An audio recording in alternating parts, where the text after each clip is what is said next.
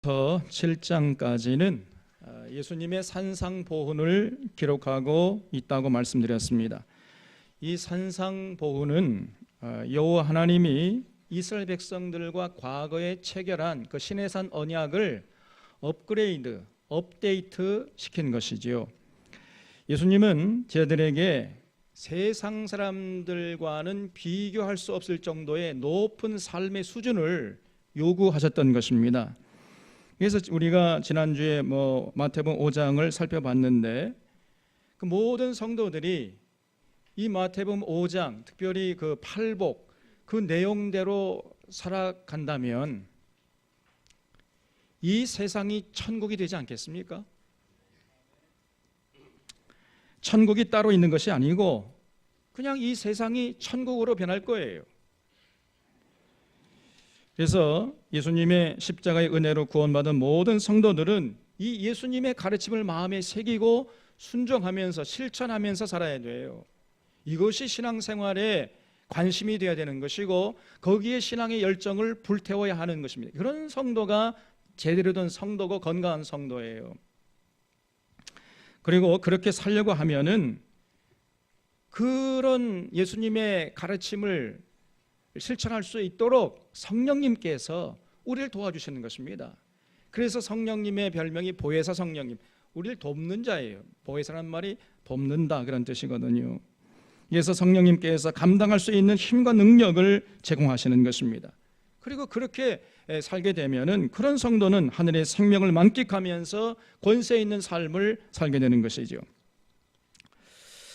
자, 그래서 우리가 오늘 6장을 살펴보는데 6장은 예수님 당시 유대인들이 의무로 알고 반드시 지키려고 했던 이 세 가지 거에 대해서 말씀하고 계십니다. 유대인들은요, 구제하는 것, 그 다음에 기도하는 것, 그리고 금식, 구제와 기도와 금식 이 세 가지를 반드시 해야 의롭다 함으로 여김을 받을 수 있었습니다. 그래서 이 세 가지를 반드시 하려고 했는데 문제는 이 세 가지를 하긴 했는데 제대로 하질 않았어요. 엉터리로 했습니다. 그래서 예수님께서 이 세 가지에 대해서 한 가지씩 제대로 하는 모습을 가르쳐 주신 것이에요. 6장 1절을 보겠습니다. 사람에게 보이려고 그들 앞에서 너희 의를 행하지 않도록 주의하라. 그리하지 아니하면 하늘에 계신 너희 아버지께 상을 받지 못하느니라. 그러므로 구제할 때 외식하는 자가 사람에게서 영광을 받으려고 회당과 거리에 사는 것 같이 너희 앞에 나팔을 불지 말라. 진실로 너희에게 이르노니 그들은 자기 상을 이미 받았느니라 그랬어요. 구제할 때는 외식하는 자와 같이 하지 말라 그랬습니다. 외식이 뭐지요? 외식은요, 가면을 쓰고 하는 거예요. 마음은 원치 않는데 그냥 사람들 잘 보이려고, 사람들에게 주목의 대상이 되려고, 사람들에게 인기를 얻으려고 마음에도 없는 짓을 하는 것입니다. 그게 외식이에요. 정치인들이 고아원에 종종 선물을 보내잖아요. 이제 설이나 추석이 되면은 고아원에 이제 선물을 보낸 것까지는 좋은데, 그런데 선물을 보낸 다음에 선물을 탁 쌓아놔요. 그리고 고아들을 다 오게 한 다음에 자기 주변에 세워놓고 사진 찍어요. 왜 찍습니까? 나팔 불려고. 나팔 보지 말라 그랬잖아요. 나팔 불려고 사진 찍는 거예요. 그냥 내가 이렇게 좋은 일 많이 했습니다, 그러니 여러분 저에게 표를 주십시오, 이런 생각이 들어있는 거예요. 그래서 그 사진을 대문짝하게 인쇄해가지고 사람들에게 돌리는 거예요. 고아들에게 관심이 없는 겁니다. 그저 고아원을 도왔다는 증거가 필요할 뿐이고 거기에 관심이 있는 거지요. 이것이 외식이에요. 그 외식, 그런 짓 하지 말라 그랬습니다. 하나님께서, 예수님께서 그런 자는 절대로 하나님께 상 받지 못한다 그랬습니다. 왜냐하면 이미 그들은 자기 상을 받았어요. 자기 목적 달성했잖아요. 하나님께 상 받을 생각하지 말아라. 이웃을 도울 때는요, 오른손이 하는 것을 왼손이 모르게 하라 그랬어요. 이게 무슨 말입니까? 아니, 오른손이 하는데 어떻게 왼손이 몰라요? 무슨 말이지요? 그 구제하는 거기에 그 자체의 목적을 두라는 거예요. 그 이상의 의미를 추가하지 말라는 것입니다.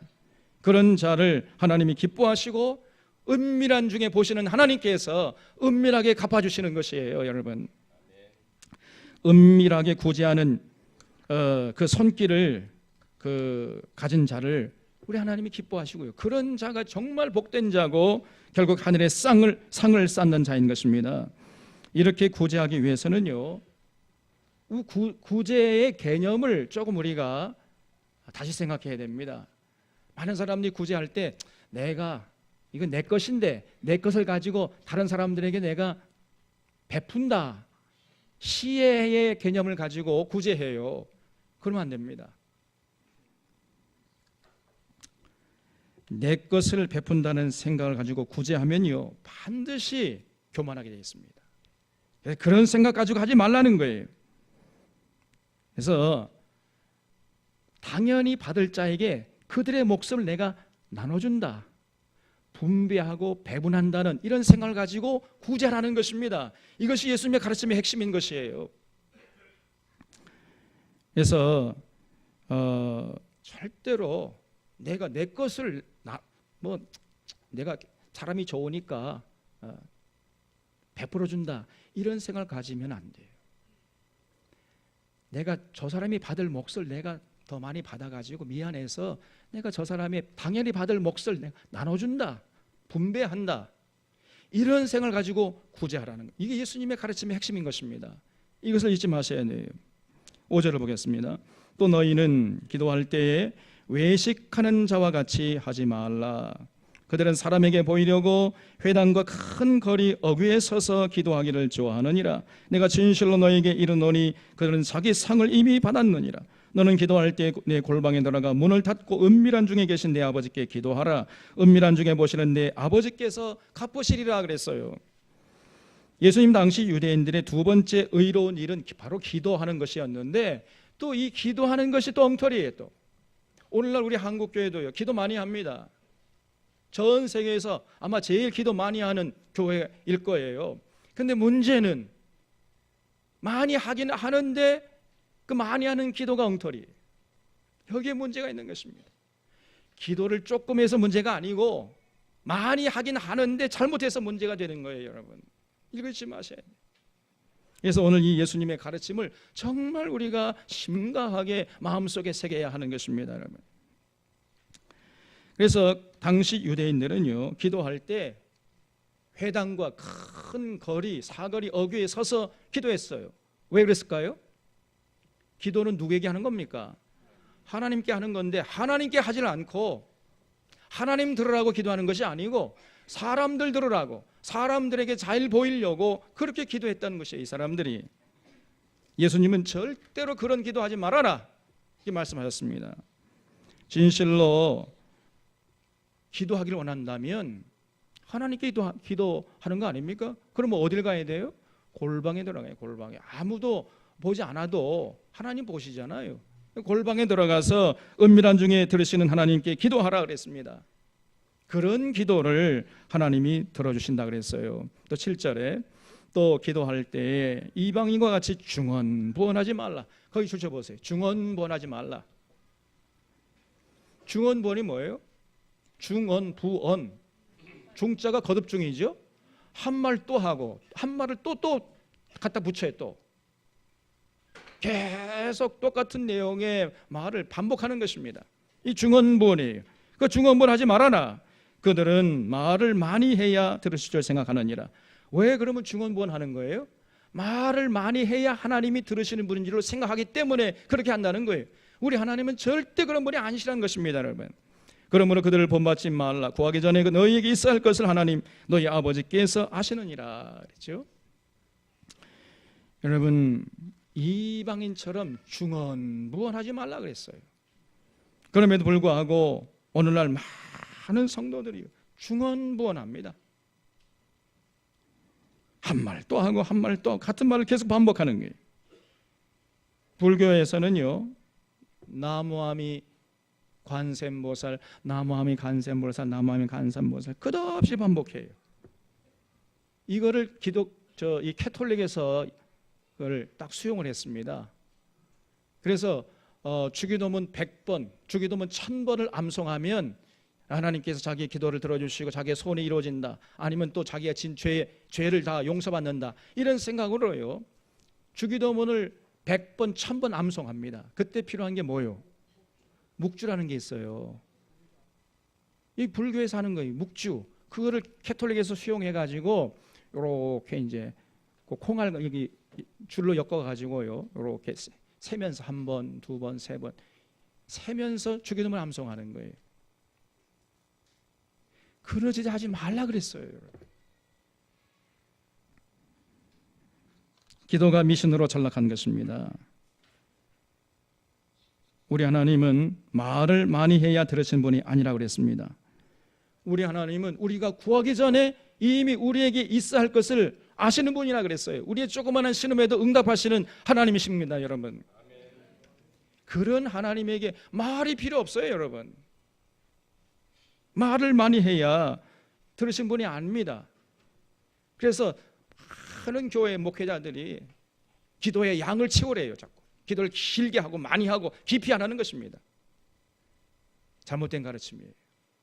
기도는 어떻게 하라고요? 짧게 해야 돼. 단순 명료하게. 우리 하나님 그래도 다 알아들으세요. 우리 하나님 귀가 어두운 분이 아닙니다, 여러분. 이 기도는 간단 명료하게 짧게 해야 돼. 길게 하라, 기도 양을 채워라, 다 잘못된 가르침인 것입니다, 여러분. 어떤 분은요 식사 기도도 길게 해요. 또 얼마나 길게 하는지, 기도하고 나니까 국이 다 식어버렸어 그냥. 그러니까 아내가 투덜거리면서 국을 다시 데펴와요. 또 매번 식사할 때마다. 그러니까 그 아내가 죽어나는 거예요 그냥. 그 아내가 불쌍해요. 참 불쌍해요.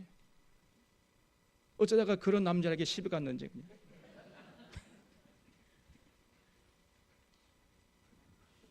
어떤 셀에서 정초에 추운 날인데, 자 우리가 정초됐으니까 셀 식구들끼리 등산을 갑시다 해가지고 모처럼 등산을 갔답니다.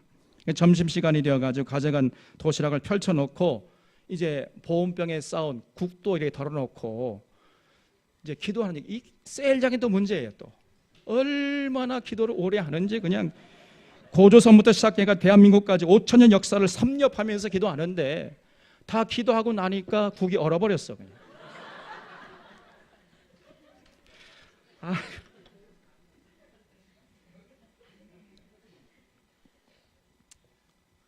아이고 셀장도 잘 만나야 돼. 왜 그렇게 기도합니까? 왜 그렇게 살아요? 기도가 뭔지 잘 모르는 거예요. 우리 하나님이 어떤 분인지 잘 모르는 것입니다.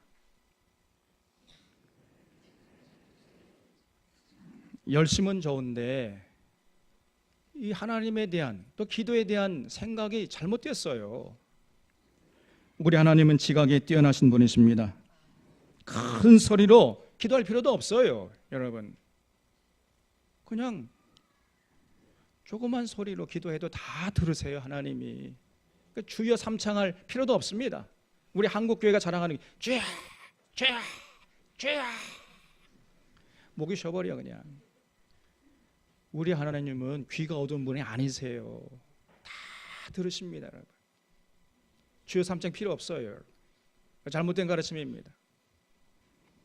그저 조용히, 중요한 것은 우리의 마음을 담아서 우리의 생각을 가장 잘 표현할 수 있는 언어를 가지고 조심스럽게 또박또박 명료하게 기도하면 그것을 속한 것입니다.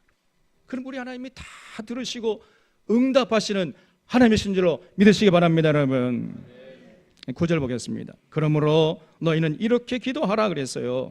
예수님께서 이렇게 잘못된 기도에 대해서 먼저 가르쳐 주시고 9절 이하에서는 참된 기도에 대해서 이제 가르쳐 주셨습니다. 우리는 주님이 가르쳐 주신 기도, 이걸 주기도문이라고 그러잖아요. 그리고 조금 전에 주기도문 또 찬양으로 올려드렸잖아요. 주기도문은 크게 두 부분으로 나눌 수 있습니다. 하늘에 속한 부분이 있고 땅에 속한 부분이 있어요. 하늘에 속한 부분에는 세 가지가 있죠. 여호와의 이름, 그리고 하나님의 나라, 하나님의 뜻. 그러니까 하나님의 이름과 하나님의 나라, 하나님의 뜻을 구하는 것이에요.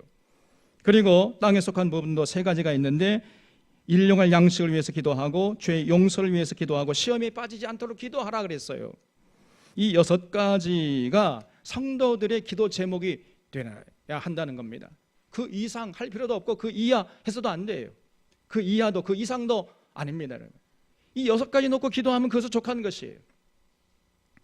그래서 이 6가지는 이 땅에 사는 동안 우리들이 관심 갖고 끊임없이 추구해야 할 것들이에요. 결국 그러니까 우리 주님이 가르쳐주신 이 6가지 기도 제목은 우리가 이 땅에서 끊임없이 관심 갖고 추구해야 할 삶의 내용들인 것입니다. 우리가 이렇게 살아야 돼요. 기도한 대로. 그래서 기도가 삶이 되고 그렇게 기도한 대로 사는 삶이 바로 기도인 것입니다. 이걸 잊지 마셔야 돼요. 이렇게 기도가 삶이 되고 삶이 기도가 되는 사람이 진실로 건강한 성도예요. 이 6가지 중에서 가장 먼저 나오는 것이 이름이 거룩히 여김을 받으시오며 했어요. 우리가 기도할 때 제일 먼저 이 여호와 하나님의 이름이 거룩히 여김을 받도록 기도해야 됩니다. 여호와라는 하나님의 이름에는요, 그 여호와 하나님의 거룩하심과 그 자비하심과 그 전능하신 능력, 그런 하나님의 속성들이 그 안에 고스란히 담겨 있는 것이에요. 그래서 이름이 중요한 것입니다. 여러분, 아무개 그러면 그 이름 속에 그 사람의 인격과 삶의 내용이 다 들어있잖아요. 똑같습니다. 여호와라는 이름 속에는요, 그 여호와 하나님의 속성, 그 거룩하심과 자비하심과 그 능력, 그 사랑, 그게 다 담겨 있는 것입니다. 그래서 그 여호와의 이름이 거룩히 여김을 받도록 늘 기도하라 그랬습니다. 우리는 그 여호와의 하나님의 이름을 통해서 하나님의 살아심과 거룩하심과 전능하심을 다른 사람들이 느끼도록 이렇게 살아야 돼. 그렇게 기도해야 하는 것입니다.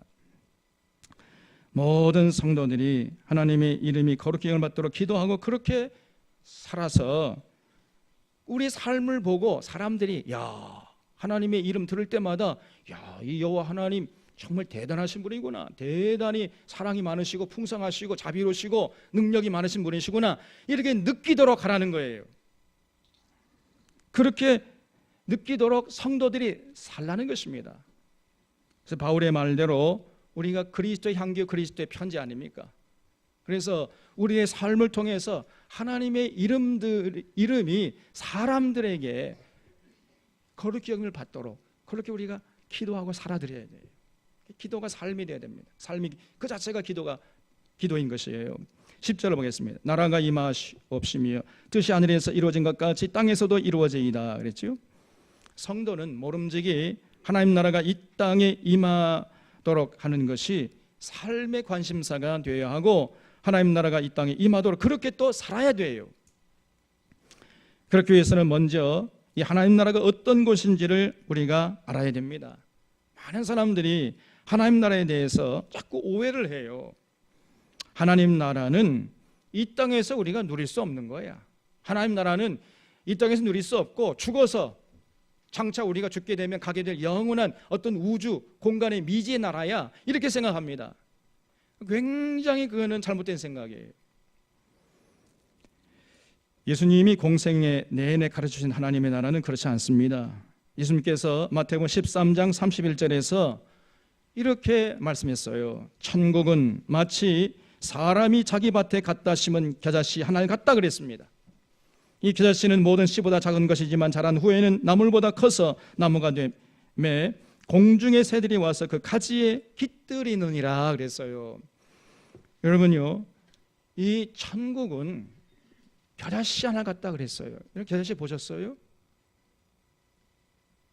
그 겨자씨 또 안 보셨구나. 겨자씨는요, 저같이 눈이 나쁜 사람은 안 보여요. 집중해서 봐야 조그맣게 보일 똥말똥 그랬습니다. 그렇게 작아요. 우리 하나님 나라는 천국은요, 제일 처음에는 그렇게 겨자씨 하늘같이 작지만은 나중에는 막 움찔움찔 커져가지고 공중의 모든 새들이 와서 깃들 만큼 큰 나무가 된다는 것입니다. 쉽게 말해서 그 천국은요, 고정된 나라가 아니라는 거예요. 자꾸만 움찔움찔 커가는 나라예요. 처음에는 눈에 보이지도 않을 만큼, 벼씨만큼 그렇게 작은 그런 곳이지만은, 그러나 나중에는요, 어마어마하게 커져가지고 눈덩이처럼 불어나서 모든 사람들이 들어갈 수 있을 정도, 그런 나라가 된다는 것입니다. 그래서 어떤 이단들은 천국이 14만 4천 명만 들어갈 수 있는 곳이라고 합니다만, 그건 거짓말이에요. 전혀 성경을 알지 못하는, 예수님의 가르침을 무시하는 이러한 거짓 가르침인 것입니다. 그렇지 않습니다. 천국은요, 고정된 나라가 아니에요. 여전히 지금도, 오늘 이 시간에도 움찔움찔 커져가는 나라인 것입니다. 그래서 복음을 전하는 수많은 하나님의 종들을 통해서 지금도 힘차게 확장되고 있는 나라, 그 나라가 천국이에요. 또한 천국은요, 그렇기 때문에 지금도 이 땅에서 이루어지고 있다는 것을 잊지 마셔야 돼요.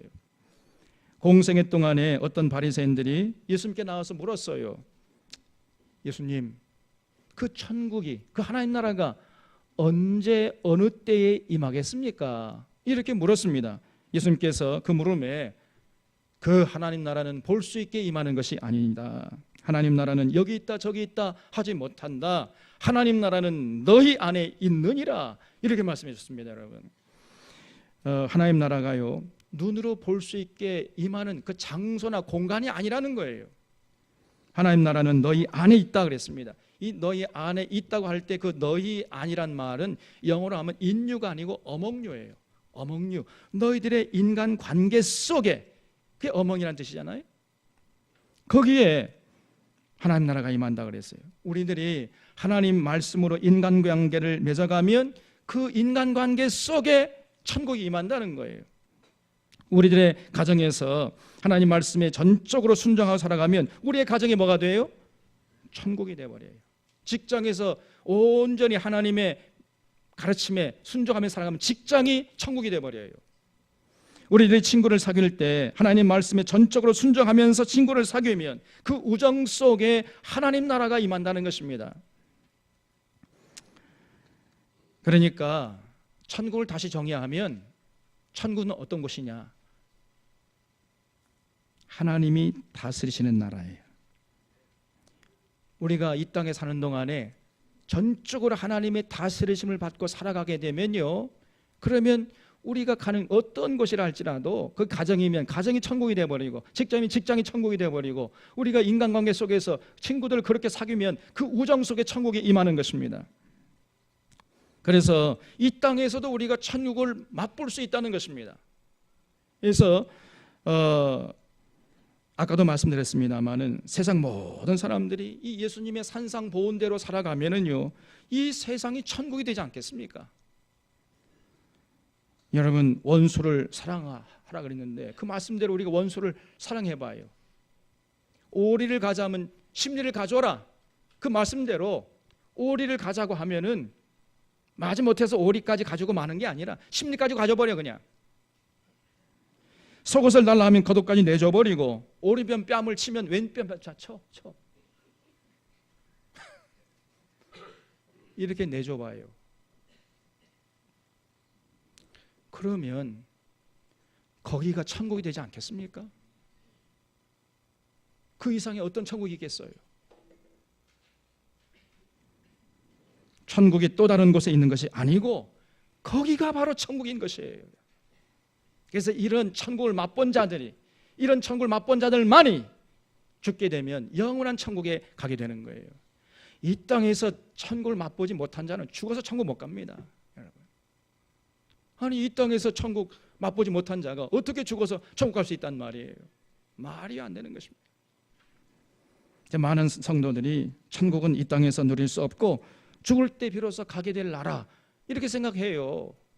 이런 오해처럼 큰 오해가 없어요. 예수님께서 마태복음 12장 28절에서 내가 하나님의 성령을 힘입어 귀신을 쫓아내는 것이면 하나님 나라가 이미 너희에게 임하였느니라, 이렇게 과거적으로 말씀했어요. 이미 천국이 너희 안에 임했다. 이렇게 말씀했습니다. 여러분, 우리가 천국을 이 땅에서도 누릴 수 있다는 것입니다. 그리고 이 땅에서 천국을 누리는 사람만이 죽어서 천국에 갈 수 있는 것이에요. 예수님은 이런 천국이 이 땅에 임하도록 기도하라고 가르쳐 주신 것이에요. 그래서 너희들이 기도할 때 이렇게 기도하라. 하나님 나라가 이 땅에 임하시옵소서. 이렇게 기도하라고 가르쳐 주신 것은 우리의 기도일 뿐 아니라 우리의 책임을 의미하는 것이에요. 이걸 잊지 마셔야 됩니다. 우리가 천국이 이 땅에 임하도록 기도했으면 이제 삶의 현장에 나가서 열심히 천국이 이 땅에 임하도록 그렇게 살아야 돼요. 이것이 우리의 삶의 관심사가 되어야 되는 것입니다. 자, 그러면 어떻게 하면 이 땅에 천국이 임하게 할 수 있겠습니까? 말로 안 됩니다, 여러분. 우리의 삶으로 천국을 잘 대표해야 돼요. 한국에 와 있는 미국 대사는요, 미국을 대표하잖아요. 그래서 그 미국 대사가 어떻게 행동하는가를 보면은 미국이란 나라가 어떤 나라구나 하는 걸 알 수 있어요. 그래서 미국 대사의 행동이 정말로 중요한 것입니다. 마찬가지예요. 천국은요, 그 나라를 대표하는 성도들을 통해서 알게 되는 것입니다. 우리가 늘 그저 어떤 형편이 있든지 감사하고 기뻐하면 사람들이 천국은 참 기뻐하고 감사하는 그런 나라이구나, 그렇게 알게 되는 것입니다. 근데 성도들이 맨날 얼굴 찡그려, 조금만 어려면서 낙심하고 좌절하고 절망하고, 늘 어두워 인생이. 그러면 사람들이요, 우리의 모습을 통해 천국이라는 나라는 다 짜증내고 낙심하고 좌절하는 나라인가 보다, 이렇게 알게 되는 것입니다. 그래서 우리의 삶이 중요해요. 성도들의 삶이 중요한 것입니다. 우리는 늘 천국을 대표하는 자임을 잊지 말아야 합니다. 혹 내가 지금 천국을 제대로 대표하고 있는지, 아니면은 내가 지금 천국을 욕먹이고 있는지 그건 돌아봐야 돼. 늘 여러분 보고 주위 사람들이 천국의 아름다움을 보고 느낍니까? 나도 천국 백성이 좀 되고 싶습니다. 당신의 삶을 보니까 천국이 정말 아름다운 곳이군요. 나도 천국 백성이 되고 싶습니다. 이런 소리를 듣고 있습니까? 왜 이렇게 세상이 조용해요? 그런 소리를 들어야 마땅하지요. 그렇게 되도록 늘 기도하라고 예수님께서 가르쳐 주신 것입니다. 또 예수님은 뜻이 하늘에서 이룬 것 같이 땅에서도 이루어지도록 기도하라 그랬어요. 모든 성도들은요, 자신의 뜻을 이루기 위해서 살 것이 아니고 하나님의 뜻을 이루도록 살라 그랬습니다. 하나님의 뜻이 이 땅에 이루어지도록 기도하고 헌신해야 한다는 것이지요. 여기에 행복이 있고 기쁨이 있고 복된 삶이 있는 것입니다.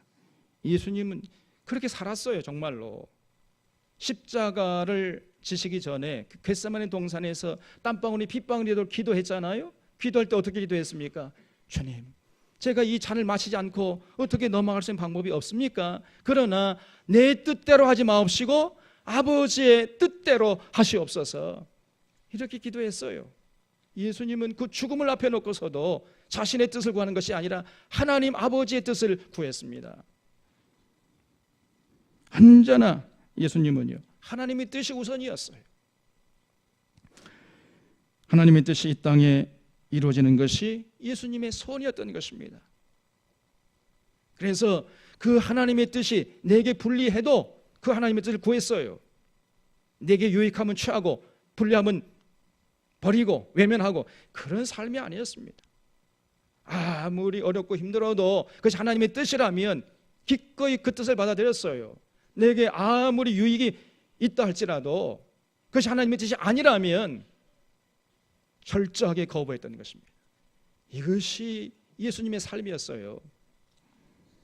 그리고 그것이 바로 올바른 기도의 모습이고 올바른 삶의 모습임을 가르쳐 주셨던 것입니다. 자, 그렇다면 하늘에서 이루어진 것처럼 땅에서도 이루기를 원하시는 하나님의 뜻이 무엇이겠습니까? 첫째는요, 모든 인류가 죄에서 해방되어 가지고 살아계신 삼위일체 하나님을 섬기면서 살아가는 것입니다. 이것이 하나님의 뜻이에요. 이런 하나님의 뜻은 하늘에서는 이미 이루어졌습니다. 이 남은 것은 하늘에서 이룬 것처럼 이 땅에서도 이루어지는 것이에요. 그렇기 때문에 먼저 구원받은 우리들이 이런 하나님의 뜻을 이루어드리기 위해서 이제 헌신해야 돼요. 그래서 늘 우리가 이렇게 기도하고 헌신해야 됩니다. 그래서 이웃에게 전도해서 그들도 하나님을 섬기도록 도와줘야 하는 것이죠. 이것이 우리의 사명이에요. 그래서 우리는 늘 전도할 대상자를 놓고 기도하고, 그렇게 기도했으면은 때를 얻든지 못 얻든지 입을 열어서 전해야 됩니다. 친구야, 하나님이 살아계셔. 집마다 지은이가 있는 것처럼 만물을 지으신 하나님이 살아계셔. 그 하나님을 섬기면서 사는 것이 이 땅에서 복되게 사는, 또 참된 삶을 누리는 첩경이야. 언제나 입을 열어서 전해야 됩니다. 하나님께서 우리의 삶을 평가하실 때 어떤 기준으로 평가하시겠습니까? 이 땅에 사는 동안 얼마나 많은 부를 누렸느냐, 얼마나 높은 자리에 앉았느냐, 이거 보시는 게 아니에요. 네 삶을 통해서 얼마나 많은 사람들이 하나님을 알게 되고 하나님을 섬기는 자로 변해졌는가, 이걸 보시는 것입니다. 이웃을 구원시킨 전도의 열매를 안고 하나님 앞에 나가는 자를 하나님께서 기뻐하시고 참 잘했다, 착하고 충성된 종이라고 해서 내 주인의 즐거움에 참여할지어다, 이렇게 말씀해 주시는 거예요. 둘째로 하나님의 뜻은 더불어 살아가는 세상을 만드는 것입니다. 모든 피조물들이 서로 돕고 의지하면서 평화롭게 사는 것이, 이것이 하나님의 뜻입니다. 여러분, 하늘에서는 이런 하나님의 뜻이 이미 이루어졌어요. 천국에서는요, 더 이상 미움이 없습니다. 싸움도 없고 질투도 없어요. 거기는 전쟁도 없습니다. 하나님이 주신 천부의 인권을 누리면서 서로 돕고 섬기면서 살아가는 거예요. 그 누구도 군림하지 않고, 그 누구도 무시당하지 않고, 차별받지 않고, 소외당하지 않고 더불어 살아가는 세상이에요. 이미 그런 하나님의 뜻은 하늘에서는 다 이루어졌어요. 어떤 사람도 하나님 주신 인권을 억압당하며 살지 않습니다. 그것이 하나님 나라 아니겠습니까? 이제 문제는 이 땅에서 그러한 하나님의 뜻이 이루어지는 것이에요. 그래서 그것을 놓고 너희들이 기도하고 헌신하라 그랬어요. 그래서 이사야 선지자가 외친 대로 사자가 송아지와 더불어 사는 세상을 보기를 원하시는 것이 하나님의 뜻인 것입니다. 힘 있다고 군림하고 힘 없다고 무시당하는 세상이 아니고, 힘 있는 사람이 힘 없는 사람을 도와주는 이런 세상. 힘 없는 사람들은 힘 있는 사람들의 보살핌과 사랑의 대상이 되는 세상, 이런 세상을 보시기를 원하시는 거예요. 이런 세상을 만들기를 원하시는 것이 하나님의 뜻인 것입니다. 권력으로 사람들을 압제하고 군림하는 것은 절대 하나님의 뜻이 아니에요. 또 한쪽에서는 너무 많은 부를 누리고 다른 한쪽에서는 가난으로 고통당하는 것, 이건 하나님의 뜻이 아닌 것입니다. 그러므로 하나님의 뜻이 이루어지기를 기도하는 교회는 서로 미워하고 증오하고 서로 싸우고 죽이는 전쟁을 결코 찬성할 수가 없어요. 거기에 가담하면 안 되는 것이죠. 또 독재자를 결코 인정할 수가 없는 것이고, 부가 한쪽으로 편중되도록 정책을 펴는 이런 세력들에게 절대로 투표해서는 안 되는 것입니다. 뜻이 하늘에서 이룬 것처럼 땅에서도 이루어지다 기도하면서 싸우고 죽이는 이 전쟁에 찬성하고 동조한다면, 독재자를 찬양하고 부익부 현상을 부추긴 이런 교회라고 한다면요, 그 교회는 교회가 아닙니다. 그는 이권단체이지 그런 교회라고 할 수가 없어요. 그런 교회처럼 타락한 교회가 없는 것입니다. 그런 타락한 교회는 하나님이 분노하시는 거예요. 그건 하나님이 기뻐하시는 뜻이 아니고 사탄이, 마귀가 기뻐하는 마귀의 뜻이기 때문입니다. 오늘날 이 교회 안에 하나님의 뜻을 따르는 것이 아니고 마귀의 뜻을 따르는 사람들이 많아요. 교회 안에도. 딱 보면 알 수 있잖아요. 사람은 속일 수 있지만 하나님의 그 붉고 가던 눈길을 속일 사람 아무도 없는 것입니다. 진실로 하나님의 뜻이 이 땅에 이루어지기를 기도하는 교회는 평화와 화평케 하는 일에 관심을 가져야 하는 것입니다. 11절에 오늘날 우리에게 일용할 양식을 주옵시고 그랬어요. 지금 예수님은 나에게 일용할 양식을 주옵시고 이렇게 기도하라고 가르쳐 주신 것이 아니고 우리에게 일용할 양식을 주옵시고 이렇게 기도하라고 가르쳐 주셨어요. 여기서 중요한 것은 우리란 단어예요. 우리, 내가 아닙니다. 만약에 예수님이 나에게 일용할 양식을 주옵시고 이렇게 기도하라고 가르쳐 주셨다면은 오늘 우리는요 이 기도를 하지 않아도 돼요. 뭡니까? 이미 우리에게 일용할 양식이 있잖아요. 그러니까 이제 이런 기도 안 해도 돼. 그런데 예수님이 나에게 일용할 양식을 주옵시고 라고 기도하라고 가르쳐 준 게 아니고 우리에게, 나뿐 아니라 너도 그도 그것들도 우리 모두에게 먹고 살 수 있는 양식을 달라고 기도하라고 그렇게 가르쳐 주신 것입니다. 그러므로 오늘날 우리는 여전히 이 기도를 해야 하는 것이죠. 여러분, 누구는 창고에 쌀이 넘쳐나고 누구는 한 끼 먹을 양식이 없어서 쫄쫄 굶어서는 안 된다는 것입니다. 모든 성도는 누구나 최소한의 양식을 먹고 사는 사회가 되도록 기도하고 거기에 관심 갖고 헌신하라는 거예요. 먹고 사는 문제는요 우리 인간의 가장 기본적인 문제입니다. 이 문제가 해결되지 않으면은 최소한의 인권도 논할 수가 없는 거예요. 여러분, 일용할 양식이 없는 것처럼 사람을 비참하게 만드는 것도 없는 것입니다. 이 빠삐용이라는 영화, 아마 우리 그 청소년들은 잘 모르겠습니다만은 저희 청소년 때 이 빠삐용 영화가 굉장히 유행했어요. 베스트셀러고요. 최고의 인기 영화였습니다. 세상에는 두 종류의 사람이 있을 뿐이라 그래요. 빠삐용이라는 영화를 본 사람과 보지 않은 사람. 이 빠삐용의 영화를 보면은 빠삐용이 감옥에 갇히잖아요. 너무 배가 고파요. 그래서 굶주리다 못해가지고 감옥 안에 기어다니는 바퀴벌레를 잡아서 먹어요. 제 아내하고 제 딸은요 바퀴벌레만 보면 끼악 하고 그냥 제품이 안겨버립니다. 그런데 빠삐용은 그걸 잡아먹어 맛있다고. 여러분 가운데 바퀴벌레 잡아 먹을 수 있는 사람이 있어요? 바퀴벌레 한번 입에 넣고 씹어봐.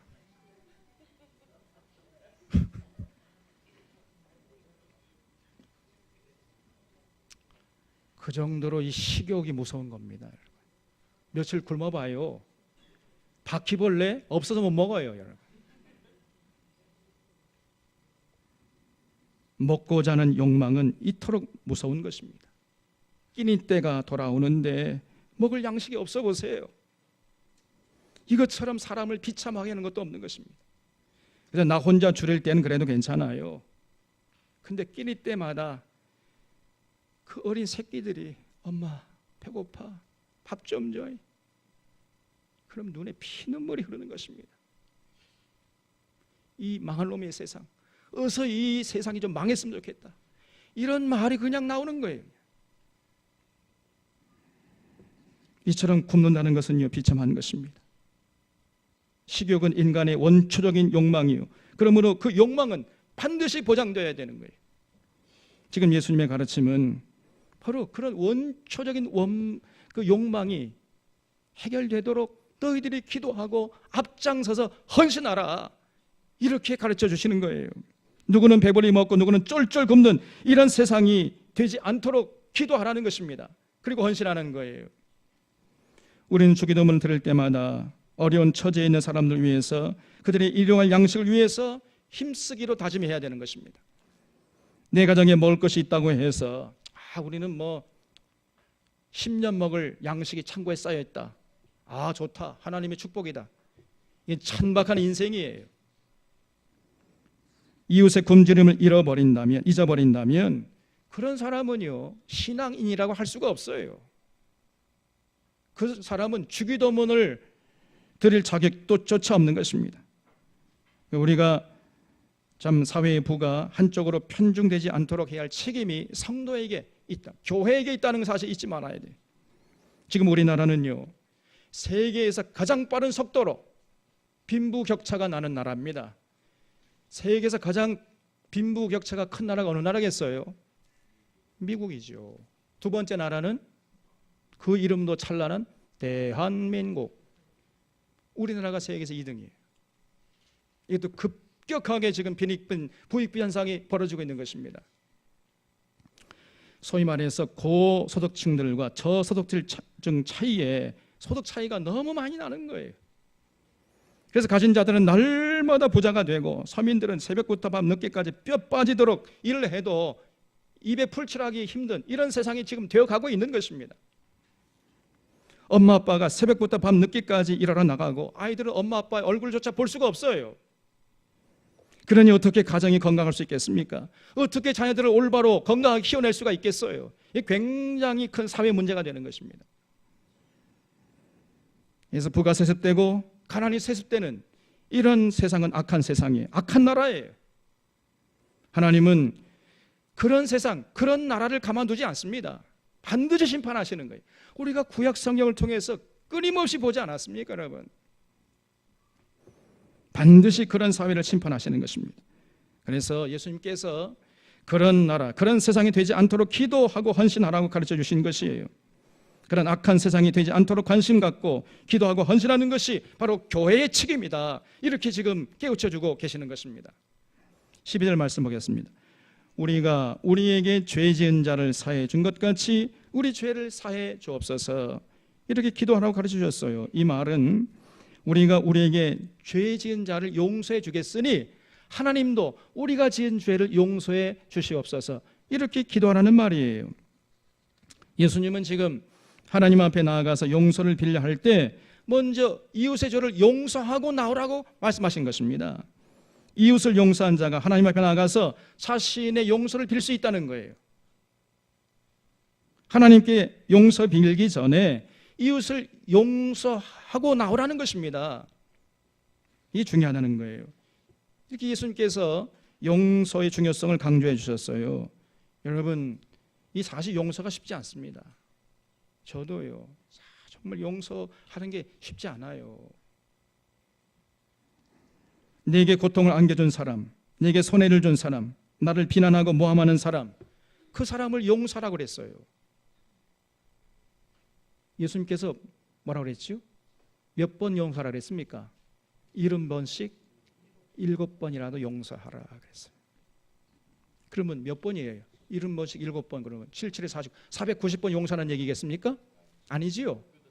끝없이 무한정으로 용서하래요. 쉽겠습니까? 왜 이렇게 예수님이 용서를 강조하시는 거예요? 여러 가지 이유가 있겠습니다만 가장 중요한 이유는 우리가 하나님으로부터 용서받았기 때문이에요.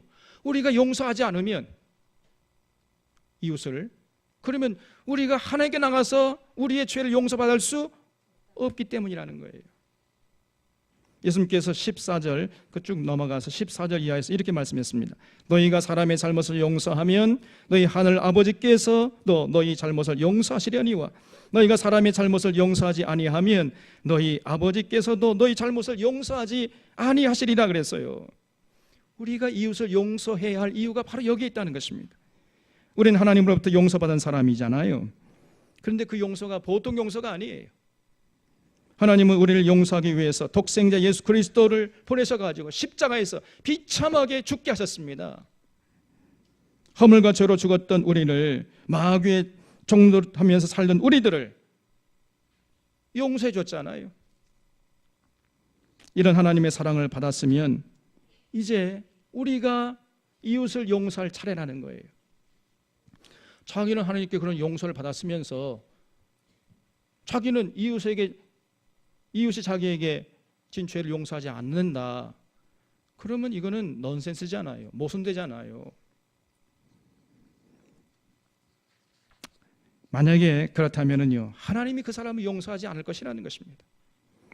이웃에 대한 용서는 하나님이 우리를 용서할 것인가 말 것인가를 결정하는 관건이 된다는 거예요. 이웃을 용서하는 자가 하나님으로부터 받는 것입니다. 그러므로 우리가 누구를 용서한다는 것은 그 대상을 위한 것이기도 하면서 동시에 누굴 위한 것이에요? 나를 위한 것이에요. 나 자신을 위한 것임을 잊지 마셔야 됩니다. 그래서 우리는 우리 자신을 위해서라도, 우리가 하나님 앞에 살기 위해서라도 우리 이웃을 용서해야 한다는 것입니다. 그래서 우리가 때로 눈물이 필요해요. 용서하고 싶지 않잖아요. 그런데 눈물을 머금고 용서해야 합니다. 하나님, 나를 힘들게 한 사람을 제가 용서할 테니 하나님도 저를 용서해 주십시오. 이렇게 눈물로 기도해야 돼요. 우리에게 눈물이 필요합니다. 이렇게 기도하고 용서하면서 살려고 할 때 비로소 우리 마음의 평안이 이루어지는 거예요. 우리 마음의 상처가 치료되는 것입니다. 용서하지 않으면요, 그 마음의 상처가 이제 덫이 나가야 돼요. 그 상처가 원한이 되고 그 원한이 우리의 영혼을 파괴해버리는 것이에요. 우리의 영혼뿐 아니라 우리의 몸과 마음을 파괴하는 무서운 독이 되어버리는 것입니다. 여러분, 화를 잘못 다스리면 어떻게 되죠? 뭐가 생겨요? 화병이 생겨요. 이 화병은 약도 없습니다. 화병처럼 무서운 것도 없어요. 어떻게 고칠 수가 없어요. 이거는 시름시름 앓다가 그냥 죽어버려요.